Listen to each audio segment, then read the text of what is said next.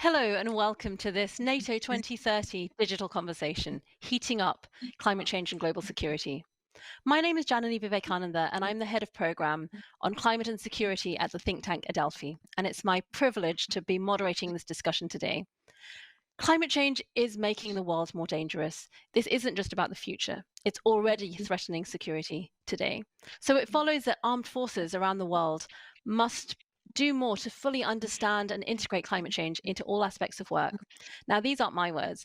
These are actually the sentiments I'm paraphrasing from NATO SG Jens Stoltenberg, spoken last month. Words which might have actually been implausible for a NATO SG just a few years back. So I'm thrilled that the issue of climate change and security is actually on the agenda of NATO 2030, and how timely and pertinent it is to be having this discussion right now, essentially about the scope of multilateral action on climate change in this case through the security apparatus of NATO, in a week or indeed a new dawn of opportunity for renewed multilateral action on climate change, with, of course, the new president-elect of the United States committing to rejoining the Paris Agreement next January. So we just have 30 minutes today to cover some very big issues. What does the impact of climate change mean for international security? What are the roles and responsibilities of a military body like NATO to address climate change? And what opportunities does this bring with it? And indeed, what are the potential pitfalls or challenges? And to kick off this discussion, we have a short statement from Harjit Singh Sajjan, the Minister of National Defence of Canada. After this, we'll get stuck into the conversation with our two excellent speakers. But for now, over to Minister Sajjan. Hi everyone, I'm Harjit Sajjan, Minister of National Defence for Canada. I want to thank all of you for your participation today in the NATO 2030 Youth Summit. Your continued engagement as young leaders interested in security and defense is critical to bring new voices into the conversation. As future leaders, we need your ideas to inform our policies and practices so that the alliance and all NATO countries can adapt to the challenges posed by the 21st century. We need to build modern militaries that can anticipate, adapt, and act to tackle any test we might face. And nations around the world are being tested by the effects of climate change and its impact on peace and stability. From increased storms and flooding to forest fires and droughts, climate change aggravates underlying tensions and worsens existing sources of conflict. Around the world, climate change and its impact will only increase these pressures over the coming decades. And for the Arctic in particular, climate change will dramatically alter the environment, not only for security, but for the people who call it home. The Arctic is warming at a rate of about 3 times the global average, causing the Arctic ice caps to melt and making the region more accessible. And with advancements in technology, it is more vulnerable to exploitation, competition, and other emerging health and security threats. Canada and all countries must be able to respond to the needs of our citizens who live there. And we must be able to adapt and do our part to slow and stop climate change, one of the most existential threats of our generation. And as militaries are among the greatest contributors to greenhouse gas emissions, all allied nations must ask ourselves how NATO can support member countries in reducing their environmental impact, balancing their alliance commitments with sustained efforts to reduce our carbon footprint. Canada is working hard to reduce our emissions. We have invested almost $250 million to date, which has helped to reduce our greenhouse gas emissions by over 30% from 2005 levels. And we remain on track to reduce our emissions by 40% by 2030. As you begin your session, I look forward to hearing about how we can better understand the connection between climate change and security, what governments and militaries can do to stop and slow the spread of climate change, and how we can better cope with the impacts it will have on NATO countries and our operations and missions around the world. So good luck today, and thank you for your work on tackling these challenges. Great. Thank you to Minister Sajjan. That was a great frame and a compelling call to action for our speakers to build upon. Now, this is, of course, a conversation involving all of you registered participants too. So please do start thinking of any questions you might have to the speakers, and do submit them using the Q&A button on the left-hand side of your screen. And do mention the name of yourselves and your country so that I know who you are.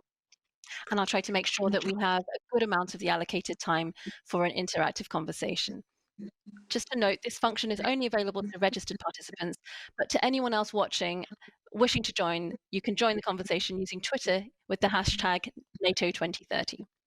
Now, over to our speakers to hear what they have to say. We have with us General Tom Middendorp and Luisa Neubauer, neither of whom need any introduction. But by way of a quick preface, Luisa Neubauer, delighted that you're here with us today. You're a climate activist, author, and leader of the Fridays for Future school strike movement, having co-initiated the movement here in Germany. And General Tom Middendorp, welcome, and also very pleased to have you with us today. You were previously advising the Dutch Defense Minister as the Netherlands Chief of Defense, and you're presently the chair of the International Military Council on Climate and Security. Thank you both very much for being here today. Now, Ms. Neubauer, let me start with you. Can you tell us about the impacts of climate change and how they're affecting security? And maybe you can share some examples with us of what this looks like on the ground and what we might expect to see in the future. Well, hello. First of all, thank you so much for having me. Thank you so much for hosting the session too, and pleased to meet you, Mr. Middendorp. With the climate crisis, I mean, the signs is very clear. We're facing not only the largest crisis of humanity, but we are facing the largest security threat there could possibly be, as the climate crisis is itself not a crisis of the climate, but of the people, of humanity, of societies across the globe today and tomorrow. And when we talk about climate impact, we don't talk about trees falling down in storms, and we don't talk about, water expanding and just, taking away some coastal lines. We're effectively talking about livelihoods that are being destroyed, that are being threatened, that, become a danger itself to the people. So we've turned basically our planet as a safe space to a danger zone for us. And these danger zones, in a sense, they are increasing and they're growing larger and larger. And we are facing a global dynamic that will effectively lead to places around the world that cannot be inhabited anymore in the medium future. So that is a scary perspective in a sense, and also I think it's really important to acknowledge at that point we are talking of a threat for the people. And when we talk of climate impacts, we, as I mentioned, talk about impacts that are threatening people and their safety. So effectively, we talk about a safety issue here. It's a safety for health. It's a safety for economic development and prosperity. It's risking the safety of families, of communities, etc. And by now, we are what scientists call on a worst case scenario pathway. So despite global leaders having signed up to the Paris Agreement and various other agreements on other issues, the current pathway that we are on is leading pretty much away from that. And so when we talk about the climate crisis, we don't talk about future scenarios, but about a very current threat. So much on the status quo. Okay. Thank you very much. So it's not about the future. It's not a future threat. It's a now threat. And General Middendorp, I saw you nodding there, so I assume that you agree with Luisa Neubauer that there's an urgent need to act now. Can you tell us a little about how these risks impact NATO's missions and operations? What, if anything, are NATO allies doing to address some of these risks that Ms. Neubauer spoke about? And what more do you think needs to be done? Well, I completely agree with Luisa that this is probably the biggest challenge we are facing this century, not only from a human perspective, but also from a security perspective. And I'm not the only one concerned. The network I represent have senior military from more than 40 countries all over the world who share that concern. And they have seen in different military missions in their own countries how climate change is already impacting security. In Afghanistan, I have experienced how disputes over water shortages can result in all kinds of tensions and can feed the Taliban and other extremist groups in their building their insecurity. In Somalia, we have seen farmers and fishermen turning into pirates. In Iraq, we have seen Daesh weaponizing the access to water to gain control over the local population. And in Mali, the dry north became a kind of a breeding ground for extremism and organized crime, leading to a very insecure situation in the country with possible insecurity for the whole region. So as we speak, climate change is affecting our security environment. And I think as a military, we have learned that there is no military answer to all these problems, but we are always part of the answer. And we have also learned that to understand future conflicts and future threats, we need to understand the root causes. And the examples I gave show that climate change definitely is one of those root causes, which doesn't make climate change a security issue as such, but it does mean that the security community has a role to play in addressing climate change and in addressing the effects of climate change. Thank you. Can I just go back to something you've said? The military, there are no military answers to these problems, but the military is part of the answer. Can you speak to that a little more? What can NATO as a military organization do to address some of these issues? I think there's much NATO can do, and I've seen NATO transform and adapt over and over again in the 40 years that I've served in NATO, and I think they need to do that again, looking at these future changes that are coming caused by climate change. And what NATO can do is, first of all, help in early warning. We have very powerful intelligence communities, and they are looking at the same fragile countries as other communities are looking at, and those are the countries affected most by climate change. So we can help build foresight. We can see migration flows coming. We can see extremism evolving, and we can see conflicts rising in those arenas. So we can help put preventive measures in place to deal with it. A second element that NATO should do is protect its own infrastructure and its own people and material. They should be able to operate in very extreme climate circumstances and also be protected against, for instance, sea level rise. The biggest naval base in the world is in Norfolk, US, and the Navy has to sail out a few times per year because of floodings. So also our facilities that are needed to protect our countries need to be protected against the effects of climate change. Another area where NATO can contribute is building resilience in fragile countries. And this is not just a military task, but NATO can help put the military element in place of the solution. We can help improve local security institutions to be better prepared in dealing with the effects of climate change. And another element is, as the minister mentioned, the strategic adaptation. He mentioned the Arctic melting away, and there are other effects of climate change also that affect the geopolitical balance of power, which means that NATO has to realign its strategy and see how they can climate-proof its policies and its strategies.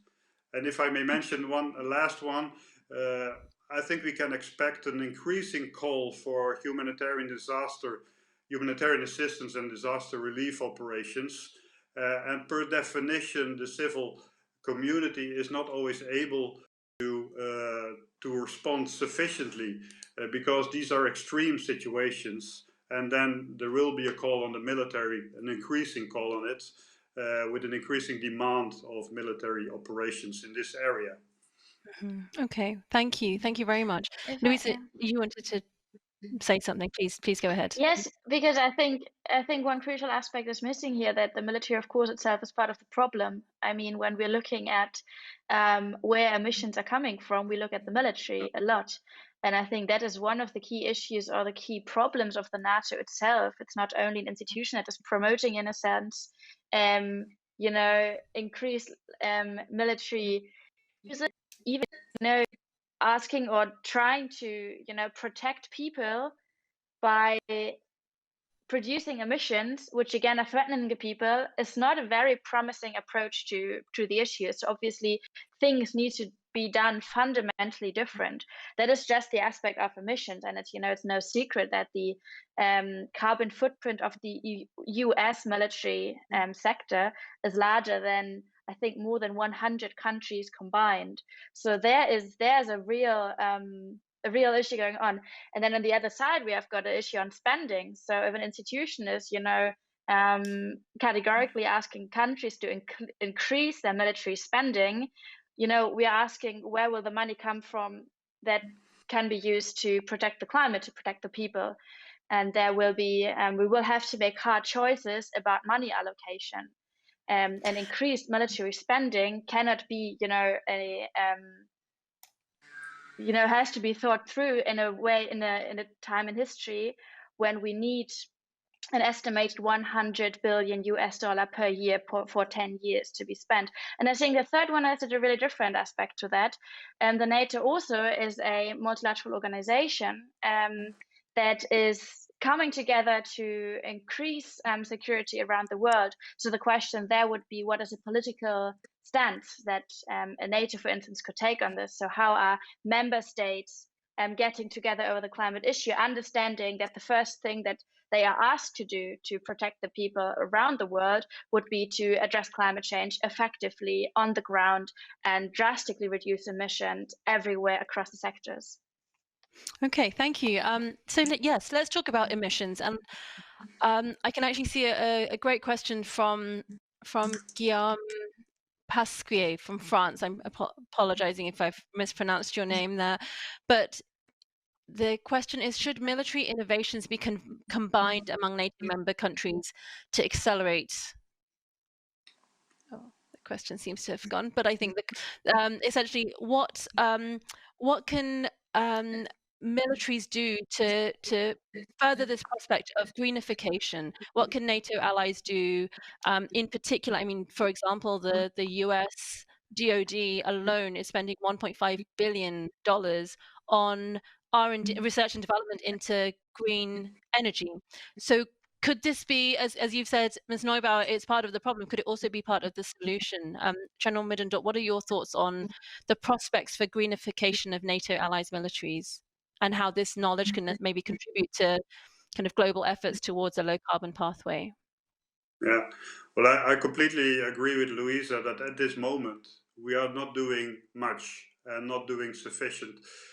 So we should do much more. And the military is one of the biggest fuel consumers in the country. When you look at the total fuel consumption in the country, it's only 1 or 2%. But if you look at single consumers, they are one of the biggest. So they have a responsibility to take. I completely agree with that. And in that regard, my network is also promoting the military to become more a platform for innovation, also for green innovation. And there is a lot that the military can gain from green innovation. If you look at the missions, there is much money for military missions goes into the logistical support. We have big convoys that go over thousands of kilometers to supply the troops, which is very expensive and also needs dedicated protection, needs a lot of forces to protect them, which makes it even more expensive. If you can make military bases more self-sustaining, then we can reduce that burden.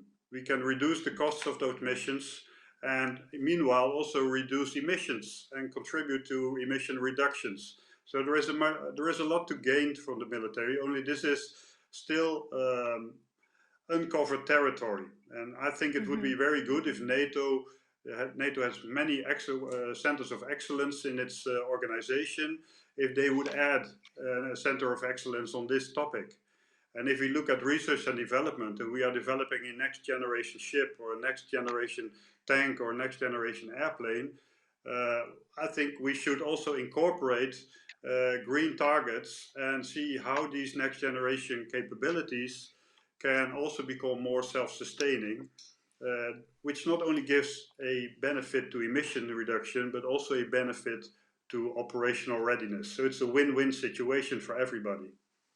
Okay, it's a very nice, very concrete suggestion there. A NATO Centre for Excellence on Climate and Security. Maybe someone's taking note.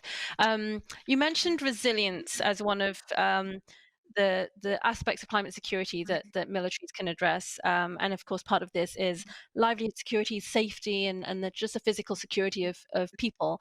There's a question from Daria Oshinko from the Ukraine, and she's asking, do you think that certain groups, women and youth, for example, and their participation in peace and security are disproportionately impacted by the climate? And how do you tackle that? Luisa Neubauer, do you want to speak to that? Well, we know how that do the you climate crisis and its yeah, please go sorry. ahead. Okay, well, so we know statistically the climate crisis itself is a sexist crisis. It's it's affecting those who are already marginalized disproportionately, and that includes, for instance, women. This includes people of color. This includes those living in the global south at the front lines, and that is also including youth, and also not to forget old people. That is actually something that is today affecting old people around the world. When we think about heat waves, that is, that certain people, certain groups of people can't cope with, and they are ever increasing. Same accounts for floods, same accounts for those who have diseases already. But it's not only that. It's not only that certain groups, talk of women and youth people and people of color, for instance, are affected. They're also disproportionately excluded from the ways to overcome this crisis. So when we look at who is currently involved in global climate diplomacy, for instance, we see a huge disproportion in the representation. So you see, of course, that there's white men from the global north are overly represented. Women of color from the global south, on the other side, are barely visible. Yet we won't overcome a crisis like this, which is affecting everyone, which is affecting every single sector around the world, which is affecting actually everything that we do, and the way we work, the way we deal with each other, and the way we handle our resources. We won't overcome such crisis when categorically excluding certain groups from the table. And I think that is, on the other side, very inspiring when we look at who's making the big changes now. And when we're seeing who's advocating for climate action, who's advocating for peace, planet peace, in terms of the climate crisis. And that is often those who are usually marginalized. But it's them who understand that we need to do things fundamentally differently, and that we won't get out of this crisis with the same methods that got us into this crisis. Thank you. Very powerful words. We have a number of excellent questions from the audience, and we only have just a few minutes, 6 minutes to go. So I will try to go through as many as I can, but I'll also ask the speakers to be as concise as you possibly can to give us time to get through as many questions as possible. A question from Daniel Boppert from Germany. He asks, what can NATO do in order to deliver real-life impact in fighting climate change before it evolves further into a visible security threat? So what kind of phase zero actions can NATO do to address the root causes you spoke of, General Middendorp? Maybe General Middendorp, you can field that question. What NATO can do is climate proof all its policies and test them against this changing environment, how it affects their policies, and what they can do to provide early warning on future threats regarding climate change, but also what they can do to help build resilience in fragile regions affected by climate change, because that is the best preventive measure to prevent the next conflict from happening. Great, May I thank add you. something to that? Please. Well, and we're also facing a stage where, we need to decarbonize everything. So in the next decades, the military sector as well needs to decarbonize fully. So what could if you want to, engage in military sectors, and if you want to sustain them, what could they look like fully decarbonized without any emissions, and how can military sectors and ministries around the world, set themselves targets that are not only climate proof but Paris proof. And I think that's an important distinction here. It's not about being climate friendly; it's about actually getting on a pathway to 1.5, which I think is a important thing to keep in mind. Very, very nice. Thank you. Good for us all to remember, not just climate proof, but Paris proof, what we're talking about. Now, linked to this, how do you think, this is a question from Jelena Hoffmann, also from Germany, how does the military reaction to climate change induced conflict or resource-based conflict differ from more traditional conflicts? Is there a difference? General Middendorp, perhaps you have some insights to share here. I think there is a big difference when you look at analyzing possible conflict areas. Because until now, we didn't take climate change, the effects of climate change, really into account when assessing a stable or a fragile country and looking at possible security developments. And so the big difference is that we regard climate change as a root of conflict and take that into account in our assessments. That would be very different. Regarding the military work that we do, I think most of it will be the same, in the sense that we help to deal with the effects of climate change in ways we are now dealing with effects of other security issues. So there will be not a very big difference there. But another big difference is where Luisa mentioned the area of green technologies and how we operate in that arena and meet also the Paris Agreement targets. I fully agree with that. Okay, excellent. Thank you. Thank you very much. Now, unfortunately, we're almost out of time, and I want to be sure to give both of our speakers the floor before we wrap up. So, General Middendorp and Luisa Neubauer, before we end, I would like to just get your last reflections to a final question. If you had the ear of the NATO SG, what is your one top recommendation for NATO to better address climate change and climate-related risks to peace and security right now, so that we have a not just climate-proof but Paris-proof NATO for 2030? Luisa Neubauer, maybe we can start with you. Your one top recommendation for NATO. Well, since increased military spending doesn't mean that there's increased peace around the world. Actually, we see the tendency right now of increased military spending and less peace. So obviously, it's about carefully re-evaluating how much military do we need, how much military spending is needed, and what for, and what purpose does it serve. How can the military sector around the world be decarbonized?